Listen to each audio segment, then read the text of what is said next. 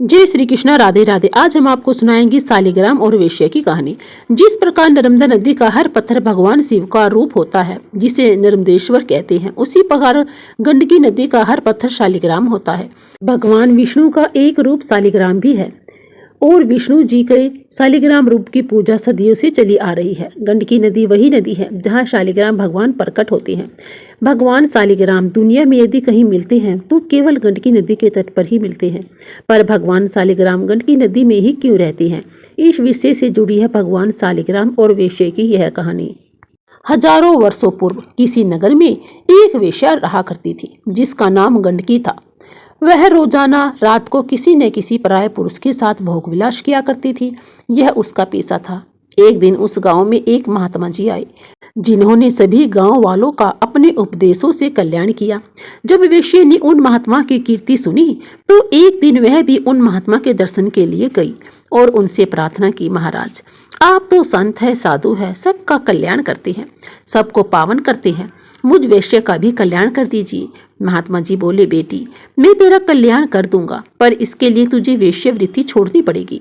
वेश्या बोली, महाराज मैं सब कर सकती हूँ, पर यह वेश्यावृत्ति का धंधा नहीं छोड़ सकती, क्योंकि अब इस कार्य की मुझे आदत हो गई है और यही मेरा पैसा है। इसके सिवा आप जो भी कहेंगे मैं कर लूंगी, कृपा करके मेरा उद्धार कर दीजिए। महात्मा जी ने कुछ देर सोचकर कहा, तो फिर एक काम करना, जो भी तेरे पास आएगा तो उसे अपना पति परमेश्वर मानकर उसकी सेवा करना, तेरा उद्धार हो जाएगा। वेश्या बोली, ठीक है महाराज, अब से मैं ऐसा ही करूंगी। अब सूर्य अस्त होने के बाद जो भी पुरुष गंडकी के पास आता उसे वह अपना पति मानकर उसकी सेवा करती, सत्कार करती और अपना पत्नी धर्म निभाती थी।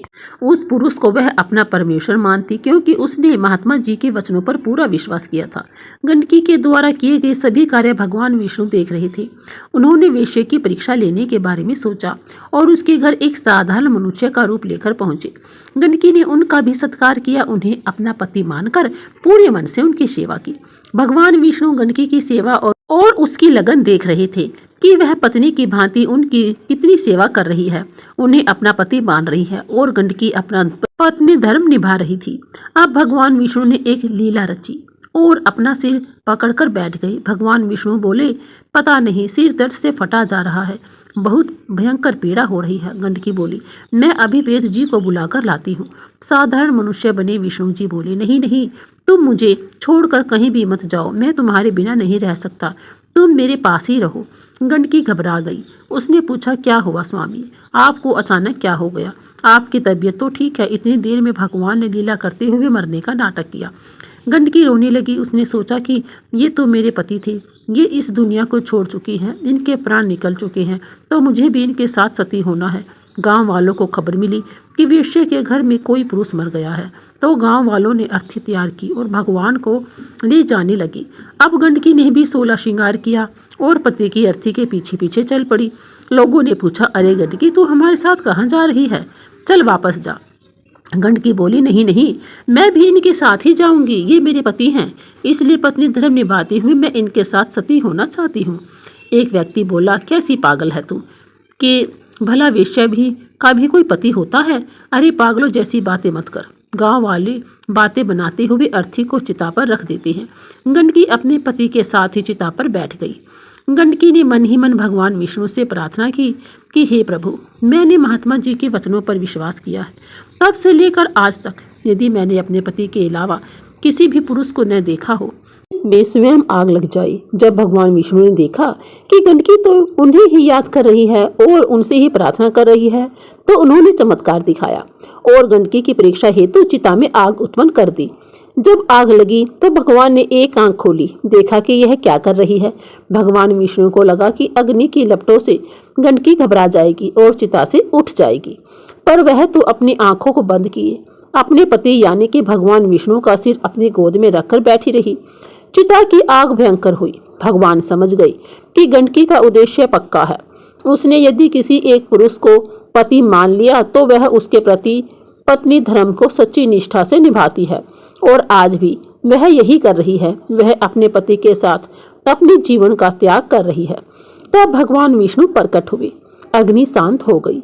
भगवान विष्णु के आशीर्वाद से गंडकी पर अग्नि का कोई असर नहीं हुआ। वह बोले, आंखें खोलो गंडकी, मैं तुम्हारी भक्ति से प्रसन्न हूँ।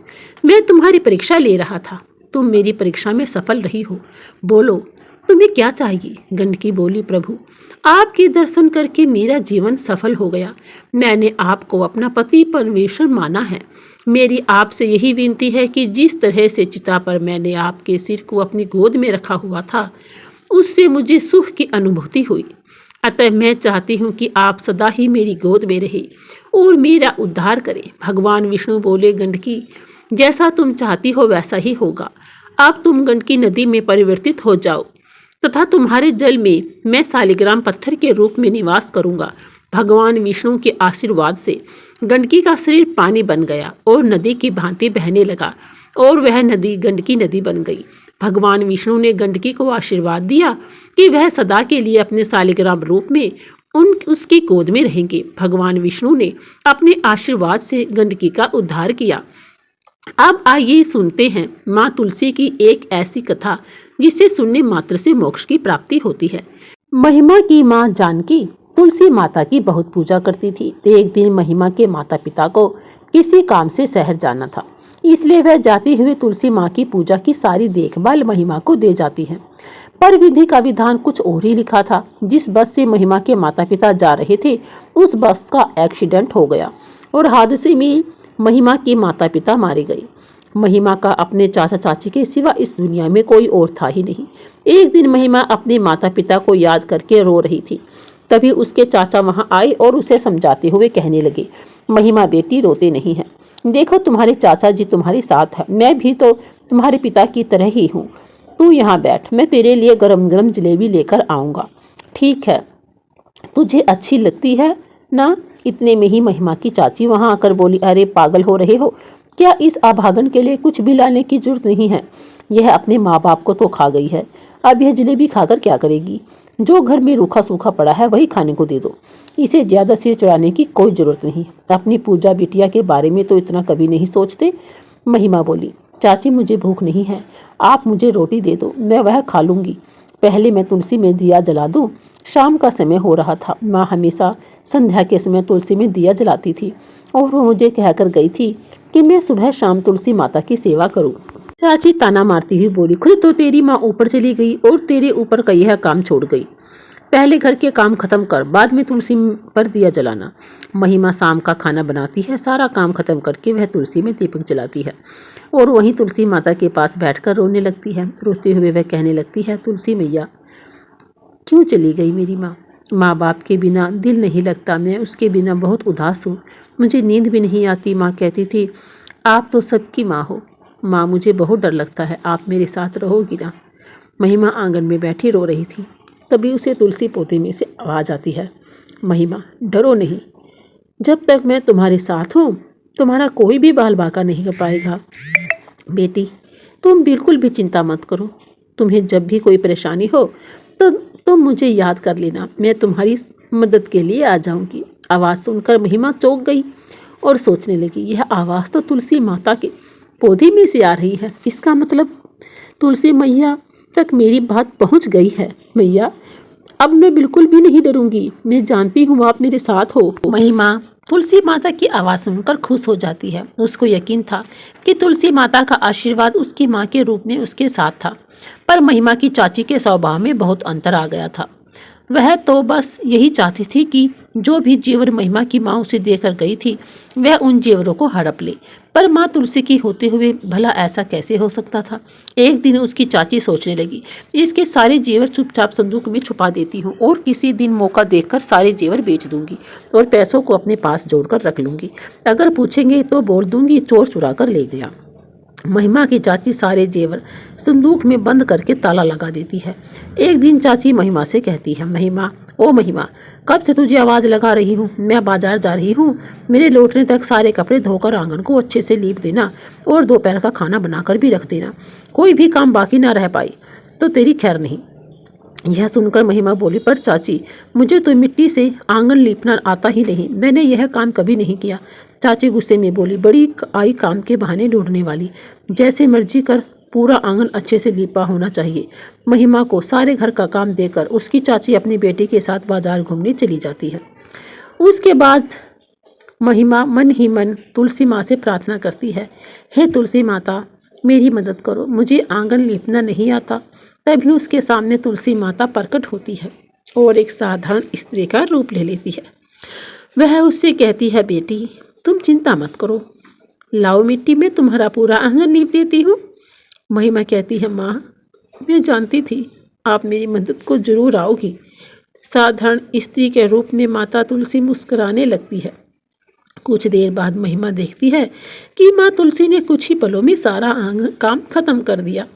यह सब देखकर महिमा बड़ी हैरान होती है और कहती है, माँ आपने तो सारा काम चुटकियों में ही खत्म कर दिया। अब चाची मेरे ऊपर गुस्सा नहीं करेगी। माता तुलसी कहती है, बेटी अब तुम थोड़ी देर आराम से सो जाओ। महिमा वही तुलसी के पौधे के पास सो जाती है और देवी तुलसी मैया अंतर्धान हो जाती है।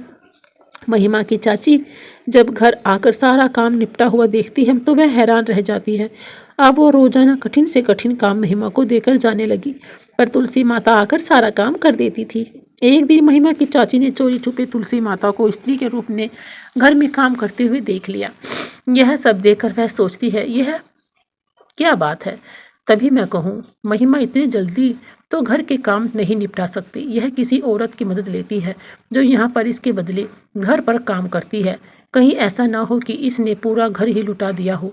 कोई भरोसा नहीं है, यह काम के बदले से कुछ न कुछ जरूर दे रही होगी। एक बार संदूक में जाकर देखती हूँ, इसने कहीं जेवर तो इसे दान में नहीं दे दिए। महिमा की चाची कमरे में जाकर संदूक देखती है जिसमें महिमा की मां जानकी के जेवर रखे हुए थे, पर संदूक में जेवर की जगह पत्थर थे। महिमा की चाची अपना सिर पीट लेती है और रोते हुए कहने लगती है, हे राम मैं तो लुट गई, बर्बाद हो गई। सुनो जी, जेठानी जी के सारे जेवर चोरी हो गए। जरूर इस महिमा ने उस औरत को दे दिए जिससे यह चोरी छुपी घर का सारा काम करवाती है। इसे बोलो उस औरत को बुलाए, वो कहाँ रहती है, चुपचाप चोरी किए हुए सारे जेवर वापस करे। इतने में महिमा के चाचा बोले, यह तुम किसके बारे में बात कर रही हो सुलोचना? महिमा घर का काम किसी और से करवाती है तो फिर तुम क्या करती हो? घर के काम तो तुम्हें करने चाहिए ना। मुझे कुछ भी समझ में नहीं आ रहा है। महिमा ने अपने चाचा को बताया, चाचा चाची सारा दिन घर के काम मुझसे करवाती थी। मुझसे अकेले सारे काम नहीं हो रहे थे, मुझे कुछ काम करने नहीं आते थे, इसलिए मैंने तुलसी माता को बुलाया। चाचा चाची जिनके बारे में कह रही है वह तुलसी माता है, वही रोजाना मेरी मदद को आती हैं। इतने में चाची बोली, देखो देखो यह कैसे बुद्धू बना रही है। भला तुलसी के पौधे में भी तुलसी माता बाहर आ सकती है? ऐसा कभी नहीं हो सकता। यह तो पागल हो गई है या किसी के कहने पर ऐसा कह रही है। इससे पूछो कि सारे जेवर कहाँ हैं, न जाने इसने किसको दे दिए। इससे कहो उस औरत को अभी के अभी यहाँ पर बुलाए। महिमा तुलसी के पौधे के सामने प्रार्थना करती है, हे तुलसी मैया, चाची को विश्वास नहीं हो रहा है कि आप मेरी मदद को आती हो। माँ आओ मेरी मदद करो, चाची को बताओ मैंने आपको कोई कहना नहीं दिया है। हे तुलसी माता मेरी मदद करो। महिमा रोने लगती है। तभी तुलसी के पौधे में से माता तुलसी प्रकट होती है और कहती है, घबराओ नहीं महिमा बेटी, मेरी होते हुए तुम्हें कुछ नहीं होगा। सुलोचना तुम्हारे मन का लालच मैं देख सकती हूँ। तुमने एक भोली भाली बच्चे पर इतने अत्याचार किए हैं, मैं इसका दंड तुम्हें अभी दे सकती हूँ। तभी महिमा बोली, नहीं माँ, चाची को कुछ मत कहो, चाची की तरफ से मैं माफ़ी मांगती हूँ। तभी चाचा जी तुलसी माँ से प्रार्थना करते हैं, हे तुलसी माँ, आपके दर्शन से तो हम धन्य हो गई, हमें क्षमा करो माँ, मैं इन सब से अनभिज्ञ था, मुझे नहीं पता था कि सुलोचना महिमा के साथ ऐसा दुर्व्यवहार करती है। सुलोचना भी तुलसी माँ के सामने हाथ जोड़कर कहती है, मुझे माफ़ कर दो मैया, मुझसे भूल हो गई, मेरी आंखों पर लालच का पर्दा पड़ गया था। मैं आज के बाद कभी भी महिमा और पूजा में भेदभाव नहीं करूंगी, मुझसे तो गलती हुई है। तुलसी माँ संदूक में रखे पत्थरों की तरफ अपने आशीर्वाद का हाथ बढ़ाती है और पत्थर फिर से जेवर में बदल जाते हैं। उसके बाद सबको अपना आशीर्वाद देकर तुलसी माता अंतर्धान हो जाती है। उस दिन से महिमा की चाची भी तुलसी माता की सेवा में लग जाती है। माँ तुलसी के आशीर्वाद से महिमा के जीवन में सब कुछ ठीक हो जाता है। आशा है यह कहानी आपको पसंद आई होगी। अगर आपको यह कहानी पसंद आई हो तो वीडियो को लाइक करें, शेयर करें और सब्सक्राइब जरूर करें। बोलिए राधे राधे, कृष्णा कृष्णा, जय तुलसी माता की।